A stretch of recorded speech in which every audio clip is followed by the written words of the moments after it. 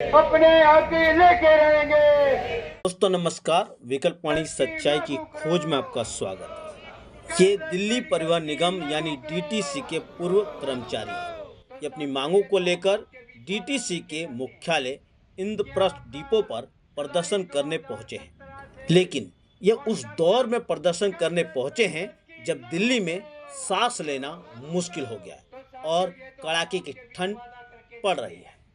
आइए इनसे सीधी बात करते हैं और इनकी समस्याओं को समझने की कोशिश करते हैं। विकल्प वाणी सच्चाई की खोज। सबसे पहले तो मैं ये समझ लूं, दिल्ली में ठंड बढ़ गई है, पॉल्यूशन का स्तर बढ़ गया है, उम्र आपकी है नहीं इस समय की पॉल्यूशन को झेल लें। उसके बावजूद यहाँ पर इतने सारे लोगों को लेकर प्रदर्शन करने को मजबूर आप लोग क्यों हुए हैं? मजबूर कह लीजिए या अपने वो कहते हैं ना, अपने लिए तो कुछ ना कुछ करना पड़ता है। घर में बैठने से कुछ नहीं होता। वो कहावत है देसी भाई बगैर रोए तो अपने मदर भी दूध नहीं पिलाती है। इसलिए हमें यहाँ रोने के लिए आना पड़ता है, अपने हकों के लिए जो जायज़ है, जो सभी लोग जायज़ भी मानते हैं लेकिन उनको लागू भी नहीं कर रहे हैं। चलो ये तो समझ लिया कि आप लोग अपनी मांगों को लेकर आ गए जी इस ठंड में भी जी। लड़ने के लिए। बिल्कुल। मांगे क्या है? मांगे हैं, सबसे पहली ये थी कि डिमांड हमारी सबसे पहली है भाई, हमारी पेंशन लेट होती है तो उसके लिए पहली डिमांड थी भाई पेंशन का स्थायी समाधान किया जाए हमारा। उसके लिए बजट में प्रोविज़न किया जाए। हमने 3 चीज़ें रखी हैं। अगर ये पेंशन हेड नहीं बना सकते, जैसे सैलरी का हेड बनाया हुआ है दिल्ली सरकार ने, और सैलरी का पैसा इकट्ठा दे देती हैं, वो हर तीसरे महीने एक किस्त दे देती हैं, तो उसमें उस सैलरी के लिए कोई अड़चन नहीं आती। इसी प्रकार पेंशन का भी हेड बनाया जाए और ये हमारा बजट में प्रोविज़न किया जाए पेंशन के पैसे का। लेकिन एमडी साहब ने बताया भी दिल्ली सरकार इसके लिए एग्री नहीं है। उसका सॉल्यूशन मैंने ये भी रखा है, अगर पेंशन हेड बनाने में कोई दिक्कत आती है तो जितना पैसा पेंशन का बनता है 1 साल का, उसको आप जीआईए जो हेड से हमें पेंशन देते हो उसके अंदर बढ़ा के दे दो, या जो पेंशन हेड है, पेंशन का पैसा आप देते हैं 850 करोड़ रुपया, उसमें 700 करोड़ रुपया पेंशन का मिला के दे दो, 1500 करोड़ रुपए पेंशन उसको सैलरी हेड में डाल दो, क्योंकि पेंशन भी एक पार्ट है। पिछले दिनों थोड़ा समझ लो, जैसे आप कह रहे हैं कि जो डीटीसी है वो एक पैसा करती है कि इतना हमारा खर्च है, हाँ। वो खर्च सरकार को देती है, दिल्ली सरकार को, वो अप्रूवल करती है। आप उसमें कह रहे हैं उसमें पेंशनर का भी पैसा डाल दीजिए क्योंकि वो भी एक खर्च होना चाहिए। ये एमडी साहब का ही कहना है कि हमने जितना पैसा चाहिए वो हम मांग लेते हैं, तो उसमें पेंशन का पैसा भी मांगा जाता है, ऑटोमेटिकली अंडरस्टूड है। तो उस पेंशन के पैसे को मेरा कहना ये था कि आप पेंशन ट्रस्ट का जो अकाउंट है उसमें ही डाल दो ना, इकट्ठा 3 महीने की पेंशन इकट्ठी डाल दो। लेकिन एमडी साहब का ये कहना है कि भाई वो पैसा और भी तो खर्च हो जाता है। जैसे पिछले दिनों कोर्ट से हमें जो है ना मजबूरी होगी, 100 करोड़ रुपया टाटा कंपनी को या और किसी कंपनी को देना पड़ेगा, उसमें खर्च हो जाता है। तो मैं कहा हम फिर पेंशनर लटक जाते हैं, पेंशन लेट हो जाती है। मतलब इनके पास प्राइवेट खिलाड़ी को पैसा देने के लिए कोई बहाना नहीं है, हाँ। लेकिन पेंशनर जो है, जो इनके कर्मचारी है, उनको देने में बहाना ही है। उसकी बात मैं बताऊं आपको, पीछे जो यहाँ पे एडिशनल अकाउंट ऑफिसर थे जो डेपुटेशन पे आते हैं डीटीसी में दिल्ली सरकार से, उन्होंने भी एक बार कहा था कि भाई उसको जीआईएल वाले को पैसा देना है, वो देना है, टाटा को देना ज़रूरी है। तो मैंने कहा जी आप तो फिर उनको देते हो जहाँ से मलाई मिलती है आपको, और ये फैक्ट है, अंडरस्टूड है। अदरवाइज आदमी अपने कर्मचारी को भूखा रखेगा और प्राइवेट कंपनी को पैसा देगा, ये कभी संभव हो सकता है क्या? लेकिन वहाँ से लालच कहीं ना कहीं जुड़ा हुआ है। एक चीज़ समझाओ मुझे, जैसे आमतौर से जो सरकारी एम्प्लॉई हैं उनका ओपीएस का मिलता है या न्यू पेंशन स्कीम मिलता है, और जो बाकी मजदूर हैं उनको तो ईपीएस 95 मिलता है। तो आप लोग किस आधार पे, आपका क्या पेंशन का आधार है? हम ओपीएस में है, ये सेंटर की है, शुरू से चली आ रही है, हम उसके अंदर आते हैं सारे। इस समय पेंशन भोगी कितने हैं डीटीसी के अंदर? पेंशन भोगी अबाउट 21,000 हैं, जिनके अंदर विडो लेडीज भी हैं। अच्छा, 21,000 लोग हैं। अच्छा, मैं एक बात पूछ लूँ, इतने लोग होंगे जो औसतन अपना पैसा कितना छोड़ा होगा पेंशन फंड में अनुमानित? औसतन की तो बात ही नहीं आती। 100% पेंशनर ने अपना एम्प्लॉयर शेयर यहाँ छोड़ा है। जो 20 लाख भी था, किसी का 30 लाख भी था, किसी का 10 लाख भी था। जैसे जैसे सैलरी थी उस टाइम पे वो अपना फंड छोड़ के आ रहा है पेंशन के लिए। एक चीज और समझाइए, जैसे आमतौर से जो मजदूर हैं उनको ईएसआई मिलता है और गवर्नमेंट एम्प्लॉय है उसे जीजीएस मिलता है, आपको मिलता है कि कार्ड है वो? कुछ नहीं मिलता। सिर्फ 300 रुपये मिलते हैं, जो डॉक्टर की फीस भी नहीं होती। 300 रुपए मिलता है आपको? सिर्फ मेडिकल का। मेडिकल? हाँ जी। इस समय तो सैकड़ों बीमारियां होती हैं। हाँ तो 300 रुपये मैनेजमेंट सिर्फ 300 रुपये देती है, वो 500 भी नहीं दे रही है, जबकि सेंटर का 1000 रुपये हो चुका है। ये 500 देने में भी 500 दे रहे हैं, पहले 300 देते हैं, 500 दे रहे हैं और 1000 नहीं कर रहे हैं। 1000 के लिए केस लगा रखा कोर्ट में। आप सिर्फ 1000 रुपए की डिमांड के लिए कोर्ट चले गए? हाँ तो जब पैसा ही नहीं दे रहे तो जाएंगे। कोई जब रोने से नहीं मिल रहा है यहाँ तो कहने के लट के जोर से लेना पड़ेगा। अच्छा, एक सवाल और पूछ लूं आपसे, ये जो बीमारी का जो पैसा है 1000 रुपए जो बढ़ भी नहीं रहा है, इसकी वजह से समस्या क्या आती है आप लोगों के पास? बीमार होता है इस टाइम तो उम्र के हिसाब से, और 500 रुपये देते हैं। 1000 पहले से किए हुए हैं उन्होंने, 1000 रुपये 17 से किए हुए हैं। सबको मिल रहा है, जो भी है, जिसके 500 रुपये पहले थे उनको 1000 रुपये मिलते हैं।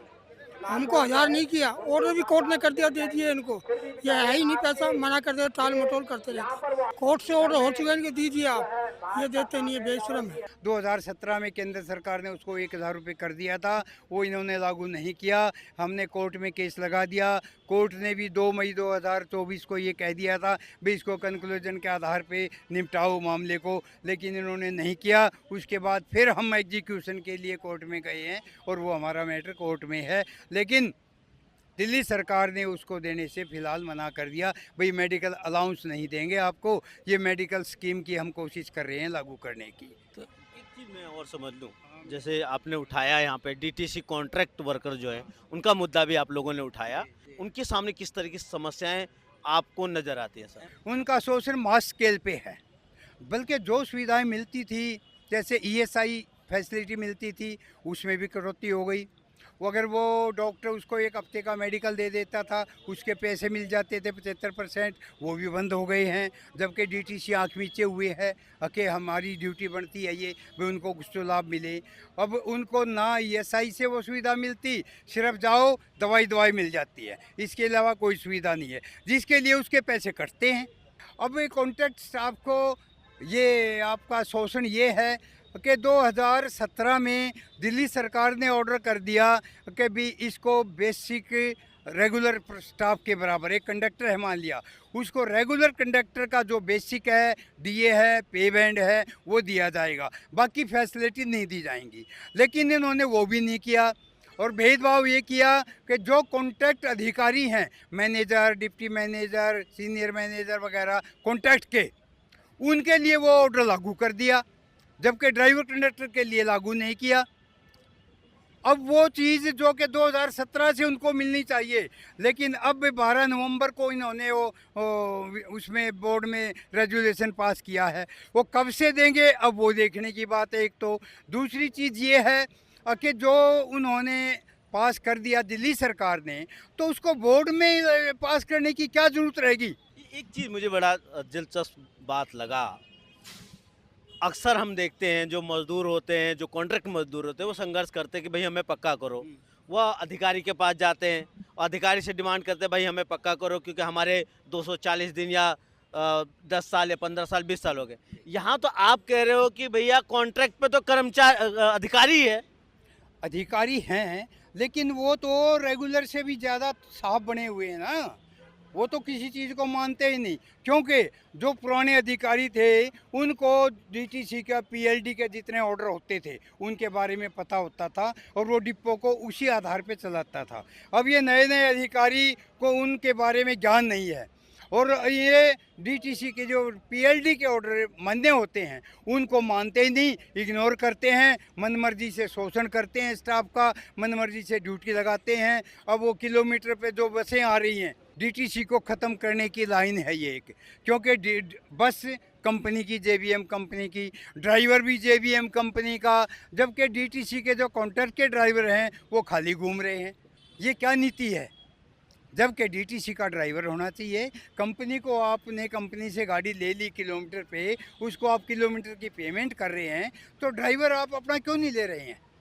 एक चीज़ मुझे समझाइए, ये जो कॉन्ट्रैक्ट वर्कर हैं इनका पक्का करने के लिए कोर्ट में किस तरह की फाइट कर सकते हैं सर? ये बड़ा सवाल हमारे सामने आता रहता है। ऐसा है, ये आजकल एक शोषण होता था प्राइवेट कंपनी द्वारा, आज ये गवर्नमेंट प्रमोटेड शोषण है। पहली बात तो ये कहता हूँ कि जो ओवरेज हो गया, जिसका घर है उस 15,000 रुपये से चलता है, चाहे वो अपना जो है ना मिर्च रोटी खा के गुजारा करता है, तो वो कोर्ट में जाने की सोचेगा कैसे?